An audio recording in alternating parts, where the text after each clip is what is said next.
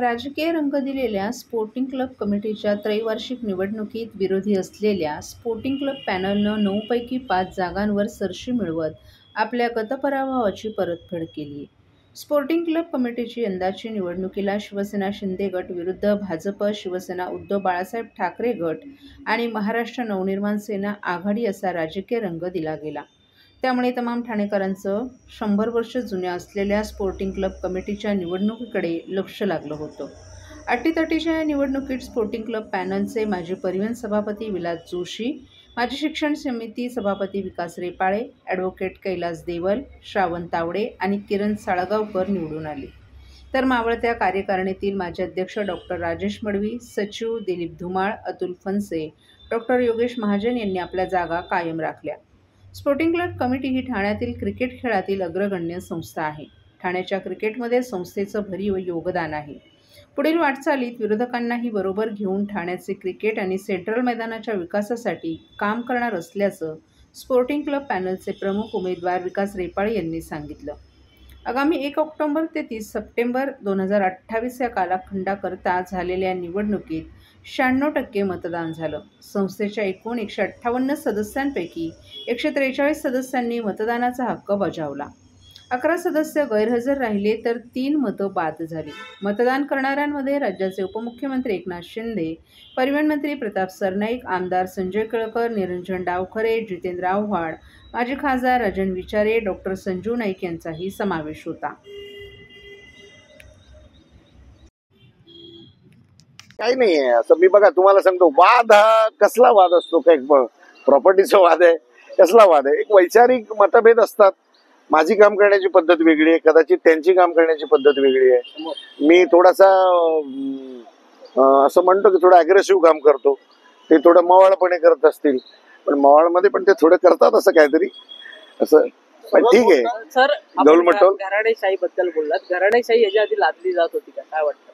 हो, मला आता काय कोणाचं नाव घ्यायचं नाही. एकेका कुटुंबाची कितीतरी मतं आहेत.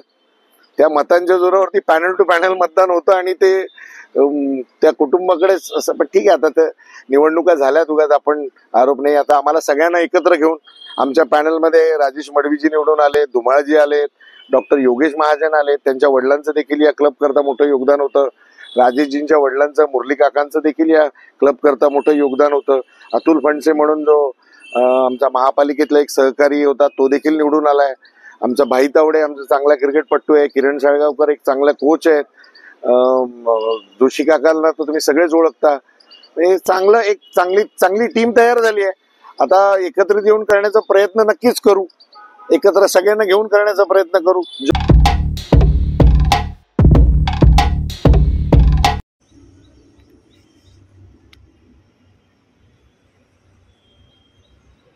घोडबंदर मार्गावरील वाहतूक कोंडी सोडवण्यासाठी रात्री 12 ते सकाळी 6 या काळात जड वाहनं सोडण्याचे आदेश असताना गायमुखजवळ काही वाहतूक कर्मचारी या वाहनांना प्रवेश देत आहेत.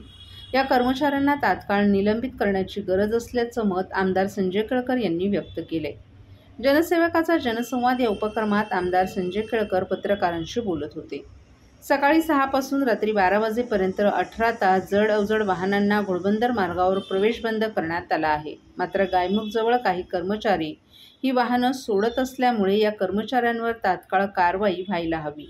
वाहतूक विभागाच्या आदेशाची कडक अंमलबजावणी व्हायला हवी. पुढील काळात कोस्टल रोड मेट्रो सुरू झाल्यावर वाहतुकीच्या अडचणी दूर होतील. तर दिल्ली मुंबई मार्ग सुरू झाल्यानंतर वसईपुढे ही वाहतूक वळून घोडबंदरकडे येणार नाही. मात्र यासाठी काही काळ लागेल. तोपर्यंत यंत्रणांनी सावध राहायला हवं. खड्डे होणार नाहीत याची काळजी घ्यायला हवी. सेवा रस्ते मोकळे ठेवावेत. वाहतूक नियमन नीट होईल याकडे अधिकाऱ्यांनी विशेष लक्ष पुरवावं असं आवाहन केळकर यांनी केले. खोपाट्यातील भाजप कार्यालयात शुक्रवारी झालेल्या आमदार संजय केळकर यांच्या जनसेवकाचा जनसंवाद या कार्यक्रमात विविध तक्रारी प्राप्त झाल्या. यामध्ये विकासकांना केलेली घरासंदर्भातील फसवणूक, इमारतीच्या ओसी, महानगर गॅस, पाणी, महापालिका वारसा हक्क, पतपेढी फसवणूक, SRA, ड्रेनेज लाईन, गृहसंकुलातील अनधिकृत बांधकाम, चिपळूण येथील प्रांत कार्यालयातील विषय अशा विविध विषयांच्या तक्रारी प्राप्त झाल्या.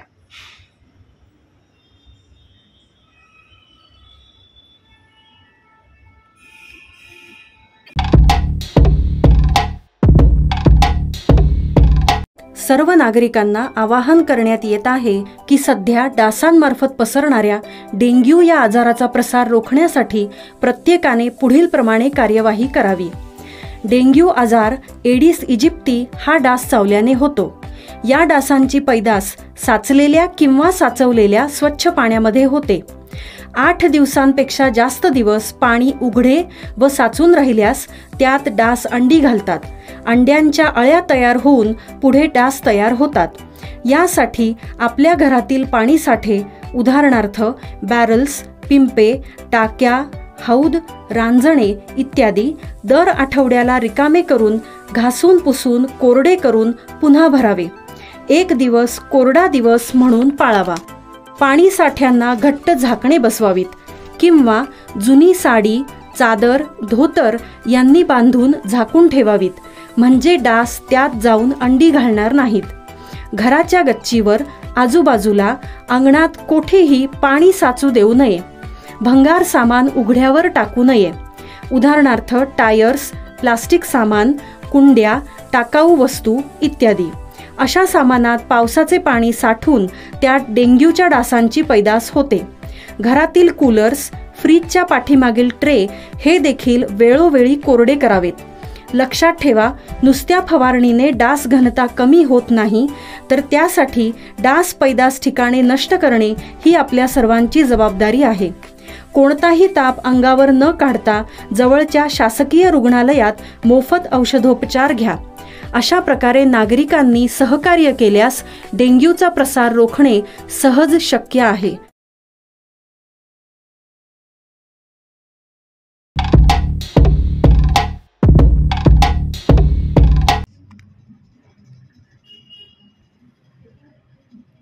ठाणे शहरातील पहिली मेट्रो ट्रेन ट्रायल रनसाठी सज्ज आहे. येत्या सोमवारी म्हणजेच 22 सप्टेंबर रोजी मुख्यमंत्री देवेंद्र फडणवीस यांच्या उपस्थितीत ट्रायल रन होणार असल्याचं सांगितलं जात आहे.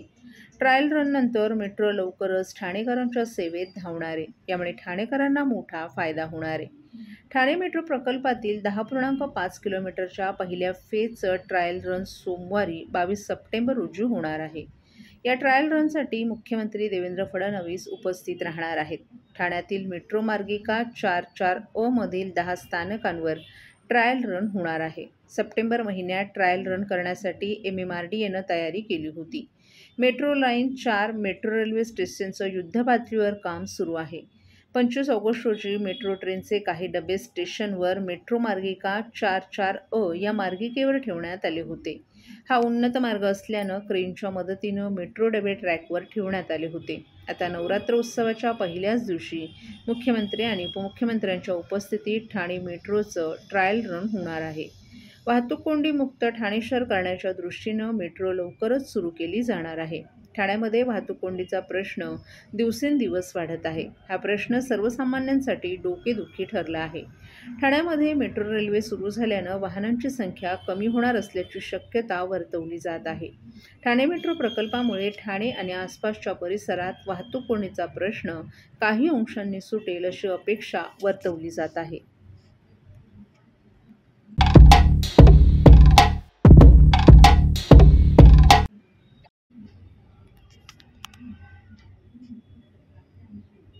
अनधिकृत बांधकामांप्रकरणी न्यायालयानं उपस्थित केलेल्या प्रश्नांमुळे गोत्यात आलेल्या पालिका अधिकाऱ्यांची अक्षरशः भंबेरी उडाली असून यातील सध्या पालिकेच्या सेवेत कार्यरत असलेल्या अधिकाऱ्यांची आता धावाधाव सुरू झाली आहे. त्यामुळे आपल्या बचावासाठी हे अधिकारी पुन्हा एकदा राजकीय आश्रयाला गेले असल्याची खात्रीलायक माहिती समोर आली आहे. त्यामुळे न्यायालयाच्या कचाट्यात सापडलेले अधिकाऱ्यांची ही राजकीय मंडळी पाठराखण करणार का असा प्रश्न या निमित्तानं उपस्थित झाला आहे. अनधिकृत बांधकामांना पाठीशी घालणाऱ्या ठाणे महापालिकेतील अधिकारी आणि कर्मचाऱ्यांच्या संदर्भात उच्च न्यायालयानं नियुक्त केलेल्या चौकशी अधिकाऱ्यांनी अनेक महत्त्वाचे प्रश्न उपस्थित केले आहेत. ठाणे महापालिका आयुक्तांना हे प्रश्न विचारण्यात आले असून विचारलेल्या प्रश्नांमुळे पालिकेचे आजी आणि माजी असे दोन्ही अधिकारी अडचणीत आलेत. याशिवाय आता अनधिकृत बांधकाम करणाऱ्या भूमाफियांचे धाबे देखील दणाणलेत. तर या प्रश्नांमुळे ठाणे महापालिका प्रशासनाचीही अक्षरशः कोंडी झाली असून या संदर्भात आता पालिका आयुक्त काय उत्तर देणार याकडे सगळ्यांचं लक्ष लागले. मात्र त्यापूर्वी ज्या अधिकाऱ्यांच्या संदर्भात प्रश्न उपस्थित करण्यात आले आहेत त्या अधिकाऱ्यांची अक्षरशः धावाधाव सुरू झाली आहे.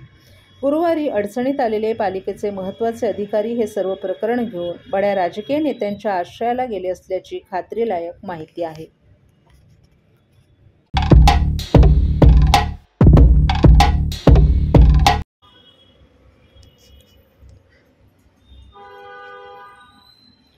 उपमुख्यमंत्री एकनाथ शिंदे यांनी कल्याण डोंबिवलीतील इमारती वाचवाव्या लागतील असं विधान केले. त्यांनी जी चिंता व्यक्त केली आहे त्याबद्दल कौतुकच आहे. मात्र अनाथांचे नाथ अशी ओळख सांगणाऱ्यांचे ममत्व कल्याण डोंबिवलीपुरतंच मर्यादित आहे का? कळवा, मुंब्रा, शीव, दिवा येथील इमारतींवर कारवाई होण्याच्या भयानं नागरिक हवालदिल झाले आहेत. त्यामुळे आता सरकारला भूमिका घ्यावीच लागेल. या इमारतींमध्ये राहणाऱ्या नागरिकांना बेघर करणार का असा सवाल राष्ट्रवादी काँग्रेस शरद पवार पक्षाचे राष्ट्रीय सरचिटणीस डॉ. जितेंद्र आव्हाड यांनी एका पत्रकार परिषदेत उपस्थित केलाय. शीळ, मुंब्रा, दिवा भागात प्रचंड घबराटीचं वातावरण निर्माण झाले. लोकांना नोटिसा देऊन घरं खाली करण्यास सांगितलं जात आहे. कारवाई लगेच होत नसली तरी नागरिकांमध्ये प्रचंड घबराट पसरवली जात आहे. अशा स्थितीत नागरिकांचा निवारा वाचवण्याची जबाबदारी सरकारची असल्याचं जितेंद्र आव्हाड यांनी सांगितलं. आता कळव्यातील 52 इमारतींना नोटिसा बजावण्याची कार्यवाही केली जाते. येथील लोकांनी राहायचे कुठे? म्हणूनच कल्याण डोंबिवलीतील नागरिकांबाबत एकनाथ शिंदे यांनी व्यक्त केलेल्या चिंतेचं आपणाला कौतुक वाटतं. परंतु कल्याण डोंबिवलीबद्दल हे सर्व बोलत असतानाच कळवा, मुंब्रा, दिवा येथील नागरिकांचं काय? येथील अनेक इमारतींना न्यायालयीन लढाईमुळे नोटिसा बजावण्यात आल्या आहेत. या नोटिसांमुळे नागरिक घाबरलेत. अशात त्यांना दिलासा देणं ही सरकारची जबाबदारी असल्याचं आव्हाड यांनी सांगितलं. एकनाथ शिंदे यांनी जशी भूमिका कल्याण डोंबिवलीत जाहीरपणे घेतली आहे तशीच भूमिका कळवा, मुंब्रा, दिवा येथील नागरिकांबद्दलही घ्यावी. आंदोलनाला किंवा रस्त्यावर उतरायला आम्ही तयारच आहोत. मात्र न्यायालयाला काय उत्तरं द्यायची ही जबाबदारी सरकारची आहे. अधिकाऱ्यांचा बेजबाबदारपणा, प्रशासनाचं दुर्लक्ष यामुळेच अनधिकृत बांधकामं उभी राहिली. अधिकाऱ्यांवर, बिल्डर्सवर कारवाई होत नाही. मात्र गोरगरीब लोकांना बेघर केलं जातंय. जेव्हा ठाण्यात इमारती पाडल्या जाणार होत्या तेव्हा आघाडी सरकार सत्तेत होतं. त्यावेळी एकनाथ शिंदे यांनी शरद पवार यांची भेट घेतली होती.